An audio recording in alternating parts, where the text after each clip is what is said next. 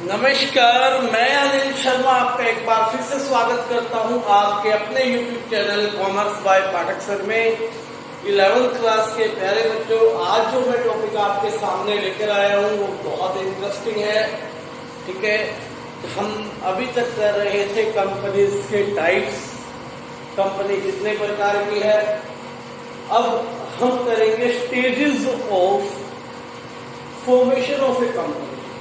एक कंपनी को फॉर्मेट करने की कौन कौन से स्टेजेस है। ओपीसी जो टॉपिक रह गया था वो छोटा सा टॉपिक है, एक अलग से वीडियो बाद में बनाऊंगा उसकी मैं। ठीक है, आज एक अच्छा टॉपिक स्टार्ट कर रहे हैं जिसका नाम है stages of formation of A company. एक कंपनी को फॉर्मेट करने में, लगाने में, शुरू करने में कौन कौन सी स्टेजेस है। ठीक है, आप जानते हो रिलायंस, टाटा, ये कंपनियां बहुत बड़े लेवल पर काम कर रही हैं। इस तरह की बड़ी कंपनी को स्टार्टअप करने के लिए या किसी कंपनी को शुरू करने के लिए किस तरह से क्या लीगल फॉर्मेलिटीज पूरी करनी पड़ेगी और कौन कौन सी वो स्टेजेस हैं जिससे होने के बाद वो कंपनी रजिस्टर होगी और अपनी वर्किंग स्टार्ट कर सकेगी। आज यही इंटरेस्टिंग बातें आपके साथ होंगी, तो आइए स्टार्ट करते हैं। इससे पहले यदि आपने अभी तक अपना चैनल स्वीकार नहीं किया है, सब्सक्राइब नहीं किया है, तो उसे प्लीज सब्सक्राइब करें और इस वीडियो को लाइक करें और अपने फ्रेंड्स के साथ आप शेयर कर सकते हैं, क्योंकि ऐसे इंटरेस्टिंग बातें रोज रोज नहीं। ठीक है, सबसे पहले जैसा कि आप देख रहे हो stages of formation of a company. एक कंपनी को फॉर्मेशन करने में आपके पास 4 स्टेजेस हैं। सबसे पहली स्टेजेस है प्रमोशन, दूसरी स्टेज है इनकॉर्पोरेशन, तीसरी है कैपिटल सब्सक्रिप्शन, चौथी है कमेंसमेंट ऑफ बिजनेस।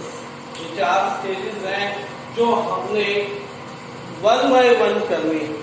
आज पहली स्टेजेस प्रमोशन के बारे में मैं आपको डिटेल में बताने वाला हूं।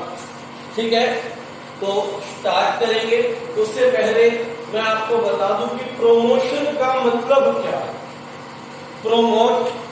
प्रमोशन यानी कि एक बिजनेस आइडिया को ढूंढना।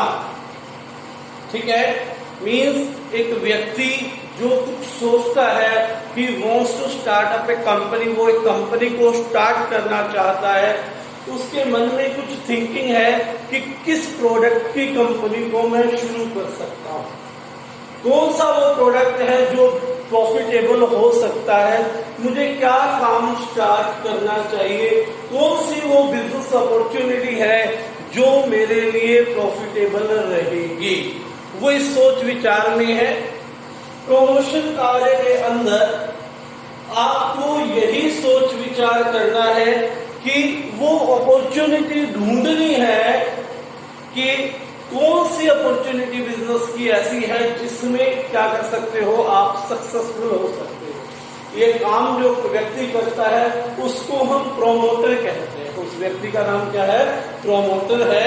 और इसके बारे में कंपनीज एक्ट 2013 के सेक्शन 2 सब सेक्शन 69 में लिखा है कि एक व्यक्ति, एक person who discovers the business opportunity, एक व्यक्ति जो बिजनेस अपॉर्चुनिटी को डिस्कवर करता है और जो उसको स्टार्ट करने के लिए, शुरू करने के लिए, एक्चुअलाइजेशन में लाने के लिए, वास्तविकता में बदलने के लिए काम शुरू कर देता है, वही व्यक्ति क्या है?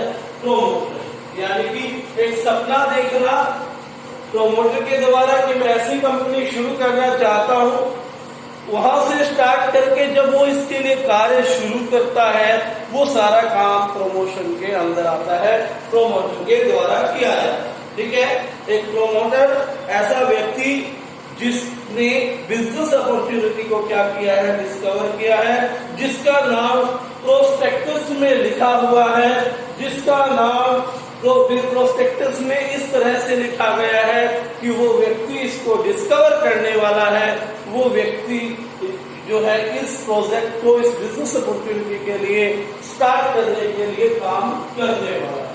ठीक है, तो प्रमोशन क्या होता है, प्रमोटर के क्या काम है, वो आपको मैं बताने वाला हूं।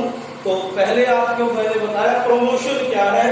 प्रमोशन में एक बार फिर से बताते हुए मैं कहता हूं, any person or a group of person who discover a business opportunity, कोई व्यक्ति या व्यक्तियों का एक ग्रुप जो क्या करता है, बिजनेस अपॉर्चुनिटी को डिस्कवर करता है and proceed to form a company known as promoter, और वो आगे बढ़ता है, वो आगे स्टेप उठाता है क्या करने के लिए, बिजनेस शुरू करने के लिए, वो व्यक्ति प्रमोटर है। उसके द्वारा किए गए काम को हम प्रमोशन कहते हैं। तो आइए डिस्कस करेंगे कि यह क्वेश्चन इस तरह से भी आ सकता है कि प्रमोशन में, ठीक है, प्रमोशन में कौन कौन से स्टेप है जब एक कंपनी, एक व्यक्ति, एक प्रमोटर प्रमोशन प्रक्रिया पूरी करता है तो उसे किस किस स्टेप्स में जाना चाहिए, या इस तरह से भी आ सकता है कि एक प्रमोटर कौन कौन से कार्य करता है। सबसे पहला कार्य आइडेंटिफिकेशन ऑफ बिजनेस अपॉर्चुनिटी। क्या सर्च करना है, बिजनेस अपॉर्चुनिटी को सर्च करना है कि कौन सा बिजनेस हमें शुरू करना चाहिए जो प्रॉफिटेबल हो और जिससे सोसाइटी को भी हम सर्विस देकर क्या कर सके, रिसोर्सेज का बड़े पोटेंशियली यूज कर सके। ठीक है ना, एक ऐसा बिजनेस यूनिट सब सोचते हैं कि मैं इस तरह का बिजनेस करूं कि जो प्रॉफिटेबल मेरे लिए तो हो ही, साथ में क्या हो, समाज का भी भला कर सके, समाज के लोगों को भी रोजगार दे सके, एनवायरमेंट फ्रेंडली भी हो, यानी कि इस तरह का कोई बिजनेस सोच विचार में आप हो। जब आप सोचते हो, विचारते हो, दिमाग आपका आइडिया देता है कि ये काम करना चाहिए, ये काम करना चाहिए, ये काम करना चाहिए, एट लास्ट आप एक काम पर फिक्स हो जाते हो जिसमें आपको लगता है कि ये मोर प्रॉफिटेबल है देन अदर। ठीक है, सपोज आपने 100 काम सोचे और लास्ट में आपको पता लगा कि सोलर जो लाइट का है, आज बहुत बड़ा बिजनेस आने वाला है, सोलर लाइट से रिलेटेड मैं कुछ शुरू करना चाहता हूँ। ठीक है, तो वो उसके माइंड में आ गई, वो उसने बिजनेस अपॉर्चुनिटी को क्या कर लिया, सर्च कर लिया, उसने आइडेंटिफाई कर लिया जिसको बिजनेस अपॉर्चुनिटी को यहाँ पर इस पॉइंट में उसने आइडेंटिफाई कर लिया कि ये नया प्रोडक्ट है या ये कोई ऐसा प्रोडक्ट है जिसे मैं भी शुरू कर सकता हूं और इसे नई तरह से लोगों को प्रस्तुत कर सकूं। ठीक है, पहला पॉइंट उम्मीद करता हूं आपको समझ में आ गया होगा। उसके बाद सेकंड पॉइंट है फिजिबिलिटी स्टडीज। मैंने सोच लिया, वो मेरा विचार था, दैट इज एन आइडिया, और क्या वो आइडिया रियलिटी में बदल सकता है, क्या वो आइडिया वास्तविकता हो सकती है, क्या जो मैं आज सपना देख रहा हूं क्या वो एक सच्चाई बन सकता है। इसके लिए हमें टेस्ट करना पड़ेगा, क्या वो जो सपना है वो फिजिबल है, क्या वो अप्लाई करने योग्य है, क्या वो वास्तव में प्राप्त किया जा सकता है। तो वो क्या करता है, फिजिबिलिटी स्टडीज करता है। ठीक है, फिजिबिलिटी स्टडीज में आपने 3 तरह की स्टडीज करनी है। सबसे पहले टेक्निकल फिजिबिलिटी, यानी कि देखिए आजकल जो बिजनेस है वो ज्यादातर टेक्नोलॉजी से रिलेटेड है। जो मेरा सोच विचार मान लीजिए सोलर लाइट से रिलेटेड है, जिस तरह का बिजनेस मैं करना चाहता हूं, क्या वो सोलर लाइट मेरे रिसोर्सेज के अकॉर्डिंग टेक्निकली मैं उसको गांव-गांव तक पहुंचा सकता हूं। क्या ऐसा पॉसिबल है कि जिस टेक्नोलॉजी को मैं लोगों को सौंपना चाहता हूं, क्या वो टेक्नोलॉजी मुझे अचीव हो सकती है, क्या मैं उस लायक हूं कि वो टेक्नोलॉजी बना सकूं या कहीं से खरीद सकूं। तो जब हम टेक्नोलॉजी के ऊपर में सर्च करेंगे तो हमें पता लगेगा कि वो रियलिटी बदल सकती है या नहीं बदल सकती। ठीक है ना बात। तो फिर टेक्निकल स्टडीज में आपने ये स्टडी करना है, तो आप एक निष्कर्ष पे पहुंचोगे कि yes it can be converted or not converted. If your mind says yes then you can continue, if your mind says no then you have to stop. ठीक है, और search other ways to complete this stage. अब दूसरा क्या है, financial feasible. मान लो आपने देख तो लिया कि हाँ टेक्निकली तो फिजिबल है, टेक्निकली तो मैं इसको कर सकता हूं, लेकिन हो सकता है कि इस बिजनेस अपॉर्चुनिटी में जो अमाउंट है, जो फंड है, जो फाइनेंस है, वो जो रुपए हैं वो बहुत ज्यादा, वो ह्यूज अमाउंट हो, और आप उस ह्यूज अमाउंट को अचीव नहीं कर सकते, रिसीव नहीं कर सकते, असेंबल नहीं कर सकते, प्राप्त नहीं कर सकते। यानी कि आपको लगता है कि मैं पब्लिक से भी इतना पैसा, लोन लेकर भी इतना पैसा, अपने खुद के रिसोर्सेज से भी इतना पैसा नहीं जुटा सकता, तो आपको यहां से भी दो आंसर मिलेंगे, यस और नो। यदि आप नहीं जुटा सकते तो leave it, if you can then we can forward. तो हम आगे बढ़ेंगे। आगे क्या है, इकोनॉमिकल फिजिबल। इकोनॉमिकल फिजिबल में क्या है, देखिए इकोनॉमिकल फिजिबल होता है कि ठीक है आपका आइडिया टेक्निकली भी स्ट्रॉन्ग है, आप फिजिबल भी है फाइनेंशियली, लेकिन जितना आपने फाइनेंस लगाया है, क्या आप उससे इतना इकोनॉमिक प्रॉफिट ले सकते हो? क्या आपका प्रॉफिट इतना होगा? ये बात आपको सोचनी है कि आपके द्वारा लगाया गई धनराशि वो उचित रेट से आपको प्रॉफिट दे सकती है या नहीं दे सकती, समाज को ऊपर बोझ बनेगी या समाज को सेवा प्रदान करके आपके प्रॉफिट कमा सकेगी। तो यहाँ भी आपको यस और नो का आंसर मिलेगा। अगर आंसर यस है तो हम शुरू करते हैं अपनी अगली चीज, जिसका नाम है name approval. We have to place a name. हमें अपने बिजनेस आइडिया को एक नाम देना है, ठीक है, क्योंकि नाम ही वो चीज है जिससे सारी शुरुआत होनी है। नाम बहुत इंपॉर्टेंट होता है। नाम जो है आपने देना होता है रजिस्ट्रार को। जब आप रजिस्ट्रार को नाम देते हैं तो आपको 3 नेम्स सजेस्ट करने होते हैं।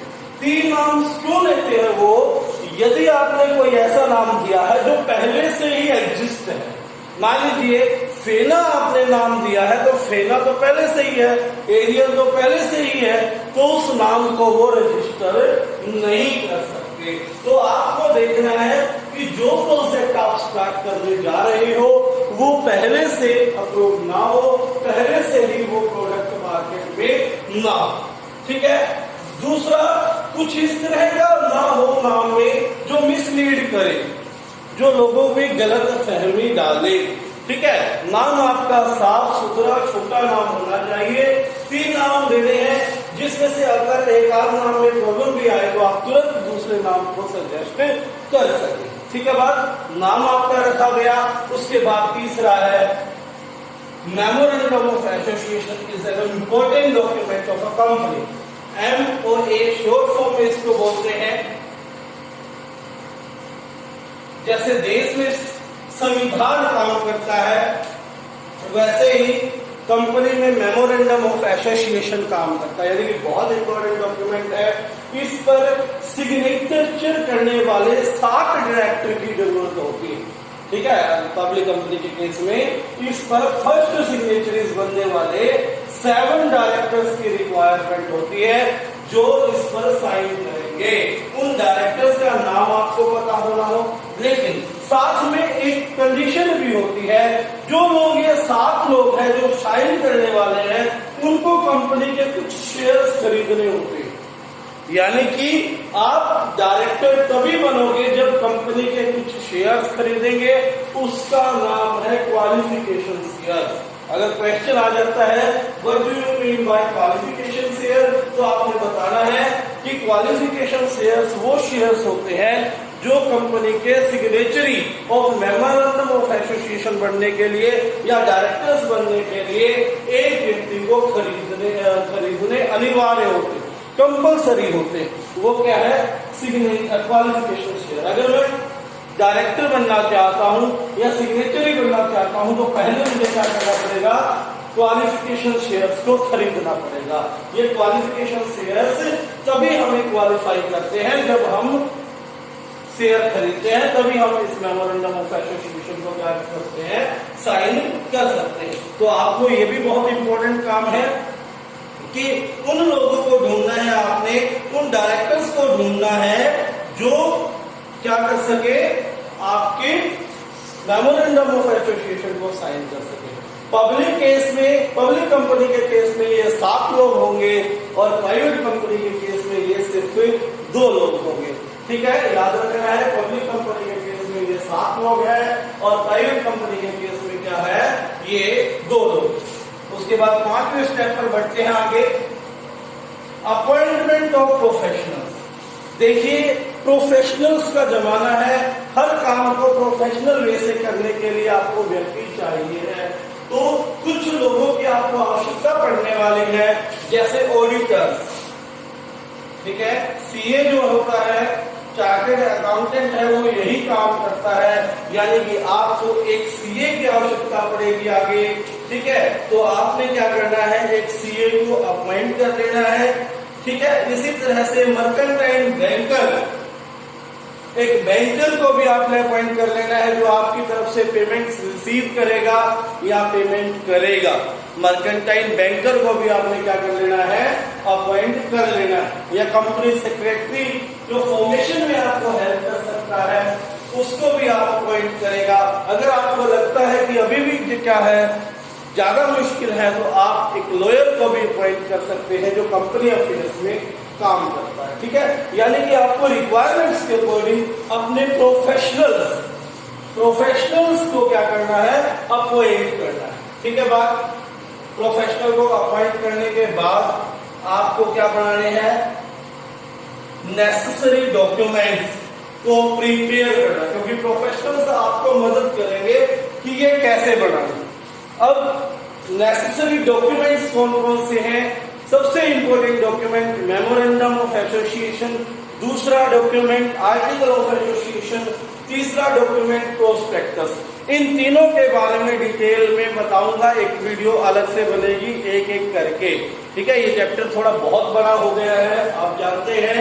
ठीक है, लेकिन कोई बात नहीं, अच्छे से करेंगे। 3 videos memorandum of association, article of association और प्रोस्पेक्टस से रिलेटेड मैं डालूंगा। ठीक है, ये तीनों को प्रिपेयर करना है, बनाना है।